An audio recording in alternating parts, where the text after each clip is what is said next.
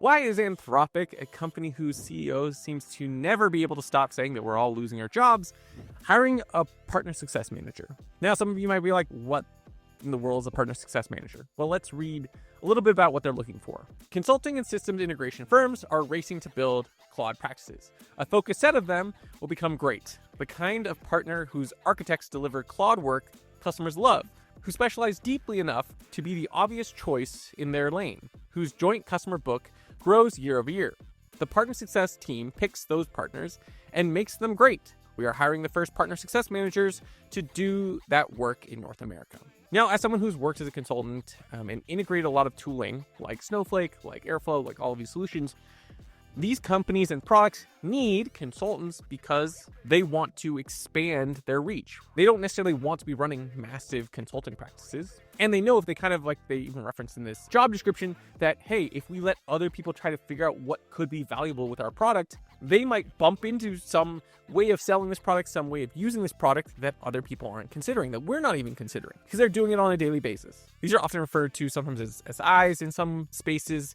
In this case, I don't think I want them to feel just like SIs, but they're looking for people to essentially make their product useful. I think that's a way of thinking about it. I think this kind of connects to, if you read recently Jerry Reese's article about AI being electricity, I think that's kind of where we're sitting at, is that is the real thing, is we're kind of in this situation where the way I like to describe it is Prometheus has given us fire from heaven, and we're all trying to figure out how to make it useful. There's most of us who are probably just sitting around trying to figure out how to use it, and then someone's eventually going to figure out how to make the steam engine, right? Like, that's kind of where we're going.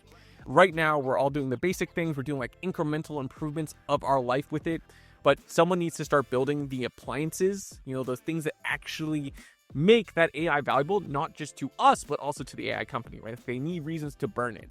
If you want a better way of thinking about it, it is that electricity story of like, hey, if you have electricity, it's not very useful if you don't have appliances up the other end. So you need something that like translates that electricity into some sort of useful task. And that is kind of where we're sitting at here. And that's one of the things I think they're trying to look for. They're trying to create partnerships because they know, hey, if we create partnerships, these individuals, these companies, some of them will be truly great, as they said, and they will find use cases and they will build cool things at these companies that burn tokens, right? Like that give us money. And also hopefully make the product useful, of course, but like it's a business, they want the business to be used. And so they need useful things at the other end that people will continue to use because that is what drives their top line growth. So let's kind of break this down and go over a few, I think, different points in this video about that, because I think it's important to consider what that means and also kind of an opportunity for some of you. But I think I want to start with the whole like narrative that AI replaces engineers. It's just far too simplistic to say, right? Like even here, they clearly want engineers, right? Because those consultants are likely a lot of either, maybe some top management consultants and then some delivery and actual implementation, like contractors and consultants, to actually do the work, right? Like someone has to make it valuable. It's not just like, hey, here's AI, use it. I think it's something funny I find with like even Salesforce, where they're like, oh, we have AI. Great. Why do we still have to pay consultants $300, $500, $700 an hour to implement Salesforce then, right? Like, why are people still doing that? If your AI is so great, it should just work, right? And it's not there, right? Clearly, people still have to pay all of this. And these companies have very big relationships with SIs and companies that they need to keep happy too, because again, those SIs send them business and then they send business back to the SIs and they get tons of money on both sides. I swear, Microsoft Azure itself was developed so you could bill more hours because they have so many different options for their version of cloud functions. It's like, why do I have 5 different options? And in one, I have some limitations. On the other, it's, different limitations. Like, just give me a serverless function. But yeah, like there is this need for someone to take this tool and make it useful. AI doesn't magically remove things like architecture, system design, actually figuring out how people are going to use it and change management. All of these things still have to be driven, by individuals in the company. And often those individuals are consultants and consultancies who are going to build it, or a business and engineering team who decide to work together and really drive change. I'd argue that honestly, the fact that AI makes code easier to create drives more of a reason for increased discipline and increased governance in terms of what gets built, because it's going to be even easier to create, security holes, to create far more code than you need. And just the entropy of your code base will naturally get worse and worse as it just starts to frizzle at the ends, right? Like your DNA just kind of fizzling at the ends of the shoelaces, so to speak. And in all honesty, that's why one reason I joined CodeStrap as one of their early partners, because I see that, like, yeah, being able to actually use LLMs in a way that's useful and put the correct guardrails around them will become important, right? The cat's out of the bag, right? The tool's out. People are going to want to use it, but can we make it actually useful? And I think that's the real goal for a lot of companies. And that's what we're doing. We've developed what we've coined as the value factory. And now actually I'm seeing a few different views of this as well. I saw somewhere, I think it was McKinsey, reported around developing assembly lines of code. And like, we're all trying to build systems that let you safely develop code that has high quality, that has good outputs, and that are most importantly connected to outcomes for the business, right? Is not just random code. So I think, AI replacing engineers is not happening. I think that's like one of the obvious things. Again, they clearly want engineers to work on this and build useful things around it. So why do AI companies want them? Like, why do companies want partners? Why do labs want partners? One of the big things is distribution. If you saw one of the comments that they said under there was like, some of these companies will become great.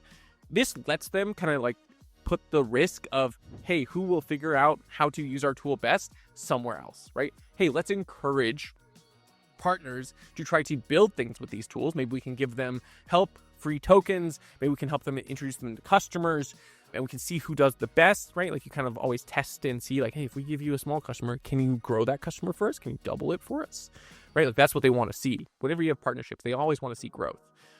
And will you find things that we didn't think about, right? And so this gives us distribution. This gives us the ability to, like, hey, if we give you a little, will you give us more, right? That's what they want. They also often help build trust automatically, right? Instead of Claude having to go in. If you're like a trusted advisor already, you're the consulting company, you're going to be trusted when you go in. And when you say, hey, let's use Claude, they're like, great, let's use Claude.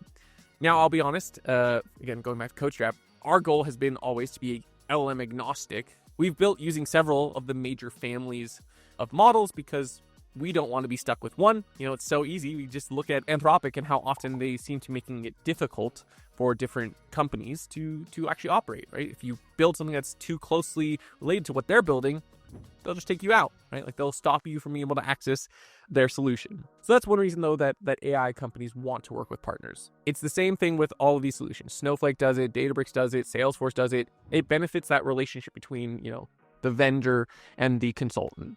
And they often have domain expertise in specific areas, right? Like, hey, wouldn't Claude want to work directly with some of the best healthcare consultancies and SIs out there, so that when they build tooling, it's all around healthcare, and those individuals know all the ins and outs of how to build, how to code, all the various different data sets that exist. I've been learning a lot about pathology recently, for example, and there's so many different layers there that are new. And all that has to essentially be synthesized in a human brain and then somehow, developed into a product. And I think that's something that's super important. And that's why these companies are looking for external partners. This whole angle honestly makes me think of, watch what people do, not what they say kind of thing, right? Like, on one side, you see CEOs saying coding and engineers will be gone in 6 to 12 months. And on the other side, you see who they're hiring and you're like, but clearly you believe something else, right? You would not put money or invest time into these areas. Now, obviously, it could just be one big red herring. They're like, oh yeah, we're hiring this person, but we don't believe in what they're doing. But I do genuinely believe that this is kind of where things need to go. Again, it kind of fits in this electricity narrative where people need to build useful things with AI to make these companies successful, to make the lab successful, because someone has to use these tokens for something. And it can't, I don't think, just be chat. I think it needs to be more integrated into these products in such a way that it benefits the business. And chat is helpful, but I don't think everything can look like chat. Honestly, if I see one more application that I sign into and the first window I see is just a ChatGPT interface on top of, whatever the actual tool is, which I've now had like 3 or 4 tools that are all different solutions, but for some reason they think this is what I want to see. I don't think that's where they want things to go. I think it's a part of things. I think it's like when I used to work in fine dining and like everyone was into molecular gastronomy, like you don't want a whole dish of foams and gels, but having an accent piece here and there fits, right? Like it sometimes adds something to what you are doing.